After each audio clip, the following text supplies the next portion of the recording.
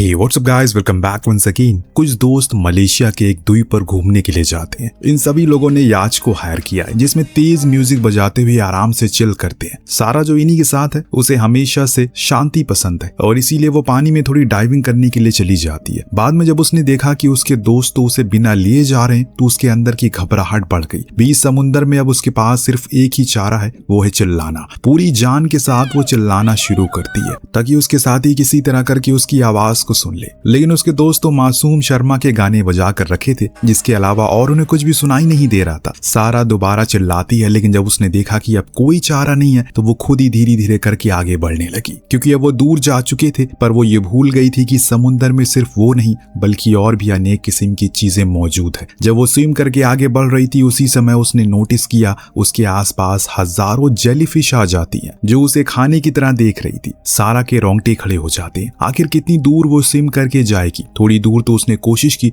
लेकिन उनकी तादाद इतनी ज्यादा थी वो बार बार उसे काटे जा रही थी। कुछ तो उसके पैरों पर चिपक भी जाती है, जैसे कुंभ के मेले में बिछड़ी हुई उनकी बहन मिल जाती है। अब सारा को सच में डर सताना शुरू करता है। इसी के चलते अब वो अपने बॉडी पर कंट्रोल खोने लगी है। धीरे धीरे करके वो पानी के अंदर जाना शुरू करती है और उसके दोस्तों को जब होश आया कि सारा कहाँ है तब तक वो काफी दूर आ गए थे। पर सभी उसके अच्छे दोस्त थे, इसीलिए उन लोगों ने वापस से याच को मोड़ा और उसके पास जाकर उसकी जान बचा ली। जब वो लोग उसे याच पर लेकर आए तो उसके दोनों पैरों पर जेलीफिश ने काट रखा था। इस वजह से वो अपने सारे दोस्तों से बहुत ज्यादा गुस्सा थी। उसका कहना था इतना भी क्या मगन हो जाना कि पीछे क्या हो रहा है कुछ दिखाई ना आते। बाद में जब ये लोग डिनर के लिए साथ होते हैं तब भी सारा बार बार अपने जख्मों को ही देखे जा रही, जिसे सभी समझ जाते हैं कि अभी तक वो नाराज है। सैम सभी की तरफ से माफी मांगता है और बोलता भी कि जो कुछ भी हुआ हम सभी उसके लिए शर्मिंदा है, हमें माफ कर दो। सारा दिल की अच्छी थी इसीलिए उसने उसे माफ भी कर दिया। अब बारी आती है दूसरे दिन की। इन सभी का प्लान था कि आज ये लोग द डेविल माउथ नाम की गुफा में जाएंगे जो द प्लेटू आइलैंड के नीचे बनी हुई है। वहां सिर्फ वही टूरिस्ट जाते हैं जिनके अंदर एडवेंचर करने की चुल मची होती है, वरना ऐसी जगह जाने से अच्छा है कि समुद्र किनारे आराम से चाय सुट्टा मारो। खैर ये लोग एक छोटी सी बोट से उस गुफा के दरवाजे तक पहुंच जाते हैं, जिसको देखकर आप अंदाजा लगा सकते हैं कि इसे द डेविल माउथ क्यों कहा जाता है। वहां इन्हें मैथ्यू मिलता है जो इनका गाइड होने वाला है। मैथ्यू ने सारी जानकारी दी कैसे इन्हें एक साथ रहना है और जाने से पहले इन लोगों को अपने अपने मोबाइल फोन यहीं रखे जाना होगा। पता नहीं कौन से समझदार इंसान ने इस रूल को बनाया है। कल को अगर अंदर कुछ हो जाए तो कम से कम इनके पास अपने सेलफोन तो होंगे, लेकिन दुनिया में समझदारों की भरमार है आजकल। तो अब मैथ्यू ने इनके मैप दिखाते हुए बताया हम लोग ग्रीन लाइन को चूज करेंगे, उसी को फॉलो करते हुए आगे बढ़ेंगे क्योंकि वो ज्यादा इजी है। कि तभी मैक्स के अंदर एक सुलेमानी कीड़ा जाग गया। उछलते हुए वो बाहर आया। उसका कहना था क्यों ना हम रेड लाइन को चूज करें। मैथ्यू ने बताया अभी कुछ दिन पहले यहाँ तेज बारिश हुई थी, एक बड़ा तूफान आया था, तो रेड लाइन पर जाना ठीक नहीं है। पर जब वो कीड़ा बाहर ही आ गया तो वो सभी के अंदर चला गया और सब कहने लगे कि उन्हें रेड लाइन पर ही जाना है। तो मैथ्यू भी मान गया। जब उल्टा हुआ तीर अंदर लेना है तो ले लो। मैथ्यू ने सभी की लाइफ जैकेट ऑफर की उन्हीं की सेफ्टी के लिए, पर किसी ने नहीं सिवाय सारा के पहना। लगता है कि ज्यादा ही ये लोग जोश में है। लगता है कि गन्ने का जूस बड़ा वाला पी लिया इन लोगों ने। इन लोगों के साथ नोलन भी साथ जाने वाला है जो एक डाइवर है और इनके पीछे पीछे रहेगा। उसने जाने से पहले सिर्फ सारा से कहा कि उसे इस केव की हर एक स्ट्रिप को अपनी आंखों से देखा है। वो बेहद ही खूबसूरत है पर कई राज छुपाए बैठी है जो जोश में होश मत खो देना। सारा तो पहले ही डरी हुई है, नोलन की बातों से वो और डर जाती है। जब ये लोग पानी में एक एक करके कूदते हैं तो आखिर में सारा जाती है। उसने हल्की सी डाइव मार ली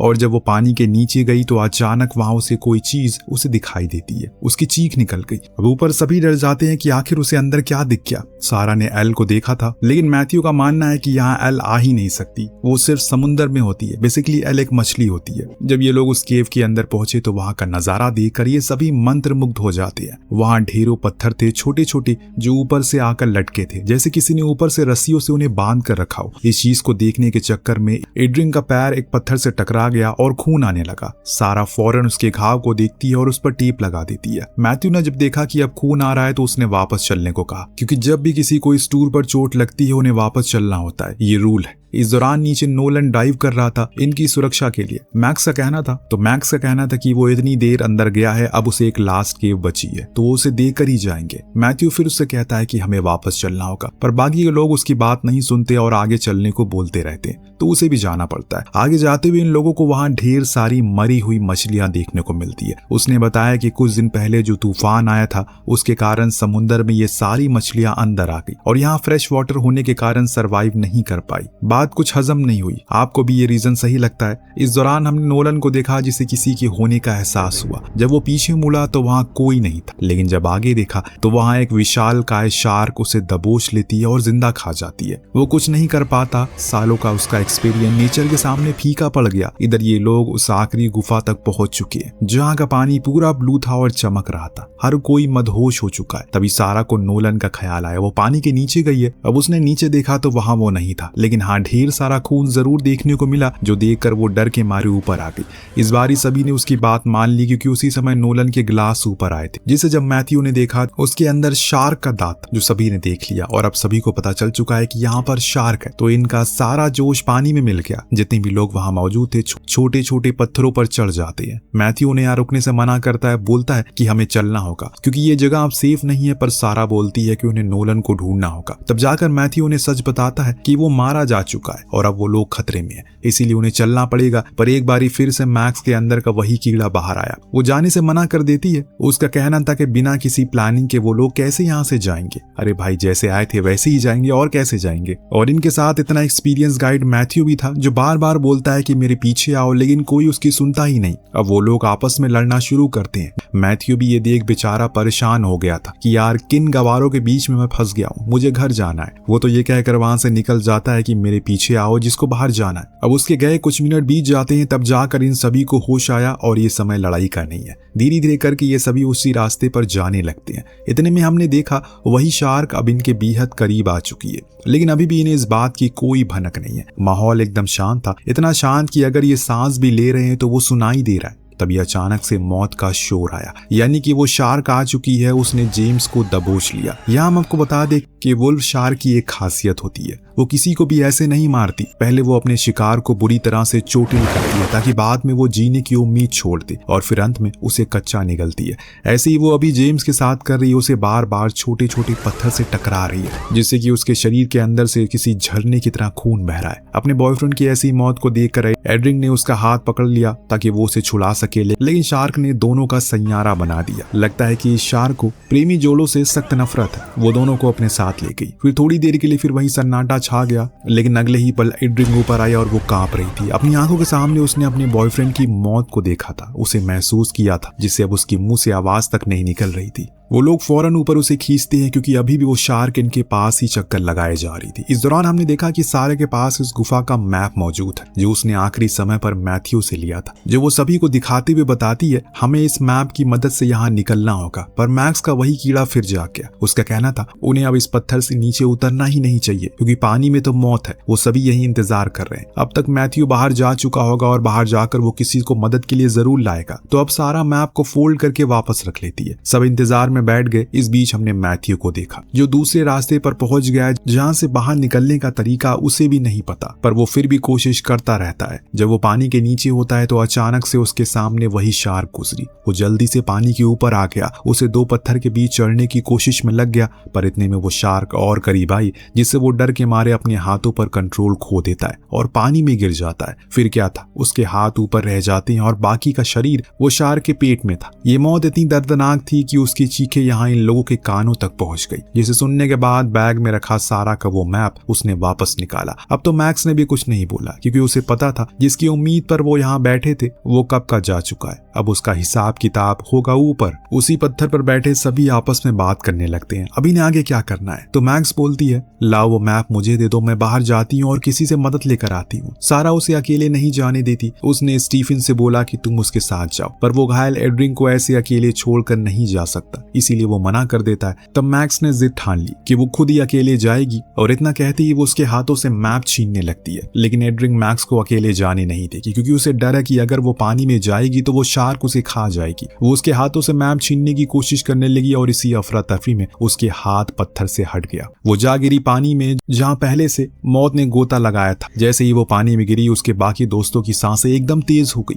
हर कोई अब कोशिश करने लगा किसी तरह उसे ऊपर खींच ले, लेकिन एड्रिंग ने उन शार्क को देख लिया था जो उसकी तरफ बुलेट की स्पीड से आ रही, पर अहम समय पर सारा उसे पूरी जान से ऊपर खींच लेती है, इसीलिए वो शार्क सही समय पर मुड़ नहीं पाती और उसी पत्थर में जा टकराई। सारा ने तुरंत ही सभी से कहा कि हमारे पास यही सही मौका है, वो अभी पत्थर में फंसी है, बाहर आने में उसे समय लगेगा, इसीलिए अगर हम यहाँ से निकल जाए तो बच सकते हैं। सब तैयार हो गए, सिर्फ ईड्रिंग तैयार नहीं थी। उसे डर लग रहा है कि वो वापस से पानी में जाना नहीं चाहती। सारा उसे पकड़ने की कोशिश करती है पर खुद को दूर करने के चक्कर में वो सभी से दूर हो गई। एक बार फिर से वो पानी में जा गिर पड़ी। कैसी दोस्त है यार, बचाने के बजाय बार बार उसे धकेल ही जा रही थी और अब तो उसका बचना मुश्किल है क्योंकि इस बारी वो शार्क कोई भी मौका नहीं छोड़ने वाली थी। इससे पहले कि ये लोग उसे ऊपर खींच पाते वो एकदम लाइट की स्पीड से वहां और अहम समय पर अपने खतरनाक जबड़ों से उसे दबोच कर ले जाती है। अब जैसे कि आपको पता है कि इतनी आसान मौत तो वो नहीं देती, तो उसे उसके दोस्तों के सामने उसे बड़ी बेरहमी से चोट पहुंचाती है और फिर बड़े ही इत्मीनान से उसे अपने साथ ले गई।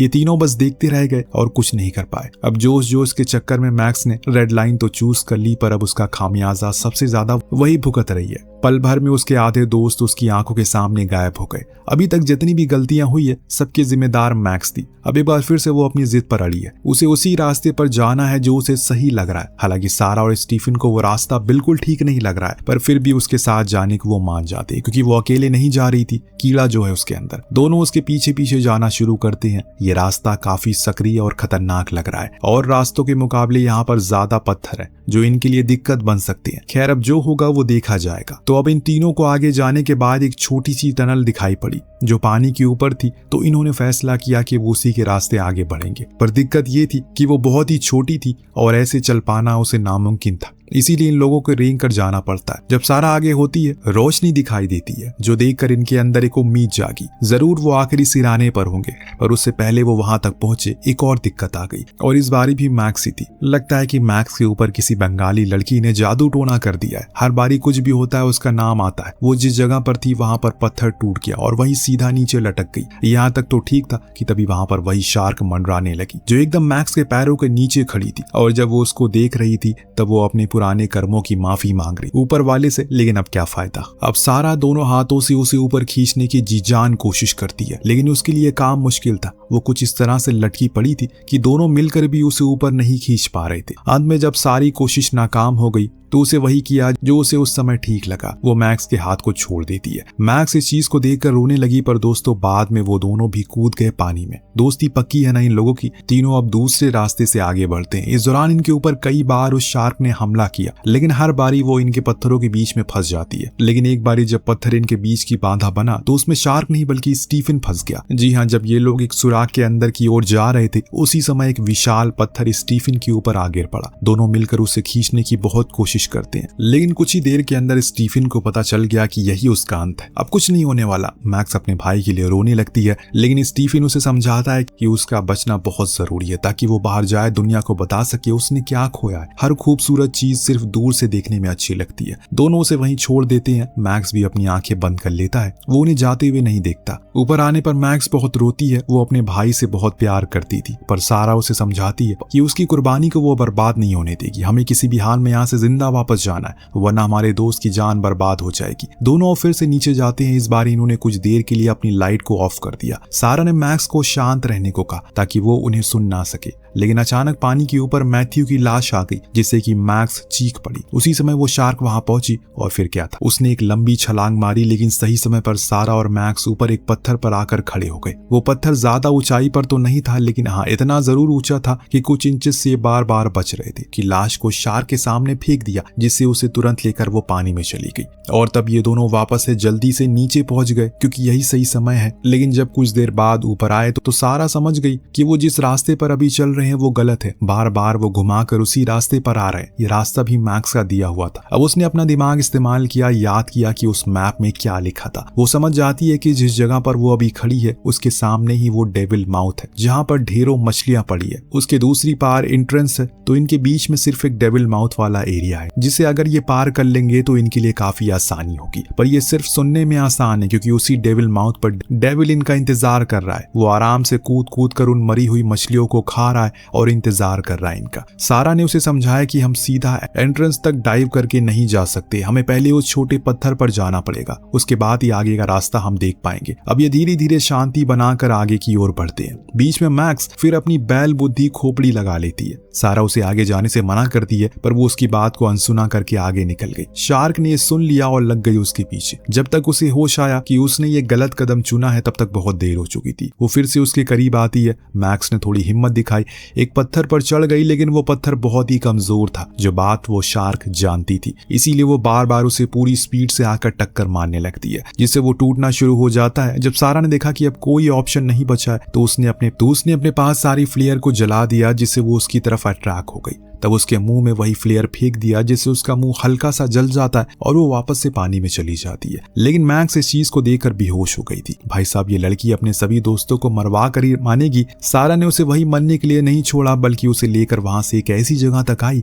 जहां एक सुराख, जहां से रोशनी आ रही थी। हो सकता है कि उसके पार मदद के लिए कोई हो, वहां से वो बाहर निकल सकते हैं, लेकिन उसके लिए उन्हें पानी में कूदना पड़ेगा। अभी नीचे पत्थर है क्योंकि पानी का बहाव कम है। उन्हें थोड़ा और इंतजार करना पड़ेगा ताकि पानी ज्यादा हो जाए। रात जब हुई तो सारा ने देखा कि अब पानी ज्यादा हो गया, लेकिन दोस्तों मैक्स के हाथों में चोट लगी है जिससे वो ऊपर नहीं चढ़ सकती। उसने यही रहना होगा, पर सारा वादा करती है कि वो वापस जरूर आएगी किसी को लेकर उसकी मदद के लिए। लेकिन मैक्स को तो अपनी ही दोस्त पर भरोसा नहीं था। सारा उसे बार बार बोलती है कि तुम नहीं चढ़ सकती, जो रस्सी मेरे पास है वो बहुत कमजोर है, तुम्हारा भार वो संभाल नहीं पाएगी। लेकिन मैक्स बड़ी जिद्दी किस्म की थी। वो आखिरी समय तक जिद करती है, इसीलिए सारा को वो रस्सी नीचे फेंकनी पड़ी, जिसकी मदद से वो ऊपर आने का ट्राई करती है। काफी हद तक वो ऊपर आ भी जाती है, लेकिन आखिरी समय पर वो शार्क वहां आ गई। उसने एक लंबी छलांग मारी और उसे खींचकर पानी में ले गई। रस्सी बंदी होने के कारण सारा भी पानी में चली गई, जिसे वो उस रस्सी को काट देती है और अभी भी वो शार्क उसके दोस्त को उसके सामने मार रही थी। सारा ने बदला लेने का मन बना लिया। वो दोबारा उस मैप को याद करती है, तब उसे स्केलेटन पॉइंट का ध्यान आता है जो उसके सामने ही था। इस पॉइंट पर पत्थर काफी नोकीले होते हैं और कमजोर भी,